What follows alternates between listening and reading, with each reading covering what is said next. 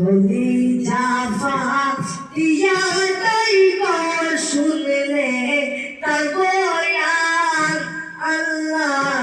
কলিজা ফাটিয়া যাইব শুনলে তার বয়ান আল্লাহ। কারবালাতে নবীর বংশে কেন এই নিদান আনারে ও রে ও আল্লাহ মোহরমের সান